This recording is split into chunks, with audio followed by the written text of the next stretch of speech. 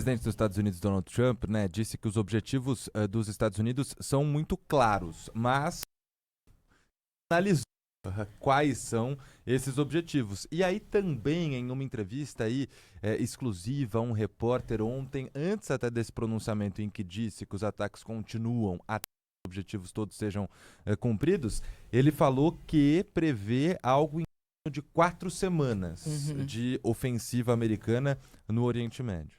Sempre que os Estados Unidos vão realizar um ataque de intervenção militar em um país, existe uma justificativa oficial. No Irã, desde que Donald Trump assumiu o governo pela primeira vez, a justificativa é: o Irã não pode ter uma arma nuclear. Essa sempre foi a justificativa. O Irã tem um programa nuclear para conseguir uma bomba atômica, uma bomba semelhante, pelo menos, com oficialmente uma bomba não, né? Oficialmente não. E existem conversas entre o Irã e os Estados Unidos que ocorreram durante o governo Barack Obama. Foi feito um acordo para que o Irã e o governo dos Estados Unidos tivessem um diálogo para que os iranianos não tivessem uma bomba atômica. Primeiro mês de governo Trump, esse acordo é interrompido. O primeiro governo Trump. E aí começam as ameaças de todos os lados, de um governo contra o outro. Nunca houve um acordo, uma retomada dessas conversas. Houve uma tentativa no governo de Joe Biden, isso não foi realizado, não foi concretizado como era no governo de Barack Obama. E os Estados Unidos seguem afirmando oficialmente que os iranianos estão perto de construir uma bomba, os iranianos afirmam que não estão construindo uma bomba e o Irã vive sob uma ditadura. O Ayatollah, inclusive o líder religioso, foi morto nessa última tratativa militar dos Estados Unidos. O Ali Khamenei foi morto. Agora existe uma tentativa de sucessão também no próprio governo iraniano, porque existe um presidente do Irã e existe um líder religioso do Irã. Isso desde a década de 70, quando o Irã acabou mudando o rito constitucional e também todo... Revolução, né? Revolução. Havia o Reza Pahlavi, E o aí, filho dele está querendo agora, exatamente, está se manifestando do exterior, dizendo que pode ser o intermediador do conflito, ele quer voltar para o Irã.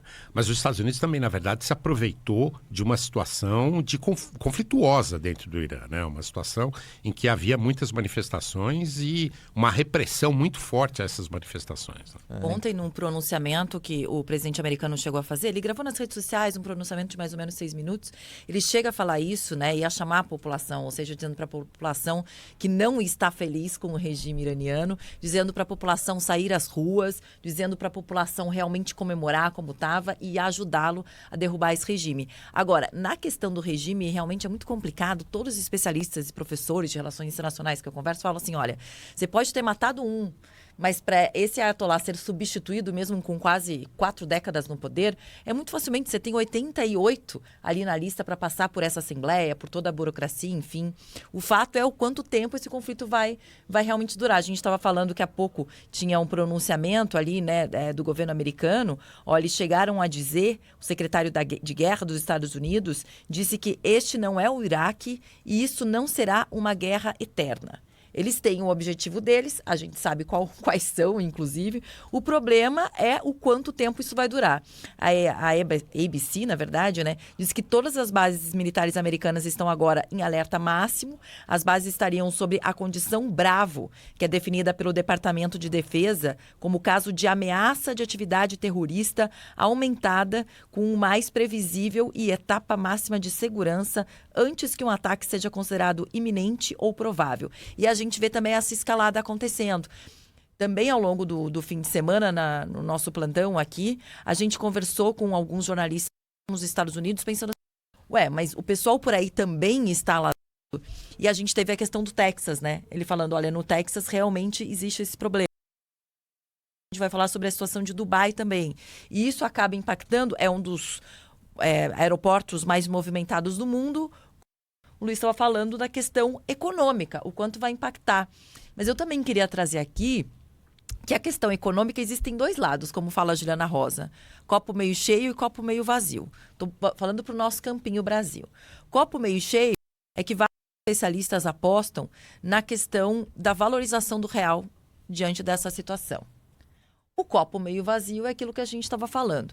Com a questão do petróleo, e não se sabe até quando vai, tem a questão da inflação, podendo nas nossas gôndolas, né? A qualquer momento a gente pode sentir isso, esse aumento, e também podendo impactar aí numa demora maior da queda da taxa de juros. Então tem esses dois lados que os especialistas estão trabalhando. A gente fica torcendo para que esse impacto não seja ainda maior nessa economia nossa que já está ali muitas vezes respirando por aparelhos, e essa taxa de juros que não cai nunca, né? Paula falava, né, sobre países do Oriente Médio que têm base americana, base militar americana. O Kuwait é um deles e foram registrados ali, inclusive em vídeos, né? Nós vimos as imagens de caças caindo no Kuwait, seriam caças americanos. Pelo que o governo do Kuwait informou, todos os tripulantes desses caças conseguiram ejetar e ninguém... Os Estados Unidos aumentaram para 4 o número oficial de soldados mortos durante essa operação. Outros 4 continuam feridos. Mas, desde o começo, os americanos não estão informando onde esses soldados morreram, como esses soldados morreram. E, neste momento, no Pentágono, continua um pronunciamento, na verdade, agora já uma coletiva de imprensa do secretário de Guerra americano Pete Hegseth e também do Dan Kane, que é o comandante do Estado-Maior dos Estados Unidos. Vamos escutar mais um trechinho do que eles estão dizendo com tradução simultânea do João Vieira, jornalista da Band News TV. Células que possivelmente estão adormecidas dentro do Irã. Esse é um regime que quer exportar sua ideologia para ter terrorismo, e a gente está pronto para isso. A gente já viu isso antes e os americanos podem ficar tranquilos que nós estamos vigilantes em relação a esse assunto. Também quero falar sobre o que houve ontem em Texas. Parece que teve um ataque terrorista lá. Muda alguma coisa? Não, não muda nada. Sei que as autoridades estão fazendo o que tem que fazer sobre esse assunto.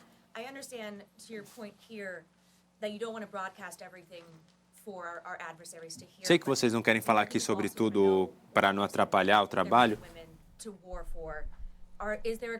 mas existe um medo de que isso se espalhe para uma guerra mais longa? Você não ouviu o que eu falei? A gente está garantindo que a missão vai ser cumprida, mas, como o presidente disse, ao contrário de outros tantos, com aquelas políticas bobas, ingênuas do passado, que não tinham objetivos claros, a gente tem planos, a gente tem generais, que estão atuando, executando, mas a gente não vai colocar aqui quanto tempo vai durar em frente à imprensa. Mas o que importa para a gente é muito, muito claro, e a gente quer executar isso. Bom, secretário de Guerra dos Estados Unidos, de novo, né, reafirmando que essa não será uma guerra longa, dizendo que não vão divulgar à imprensa quanto tempo vai durar, mas que o objetivo é muito claro e que assim que eles atingirem o objetivo, isso termina lá no Oriente Médio. Bom, curioso, né, que esse Pete Hegseth, ele tem um papel do antigo secretário Defesa, né? E o nome dessa função foi trocado pelo presidente Donald Trump quando assumiu para secretário de Guerra.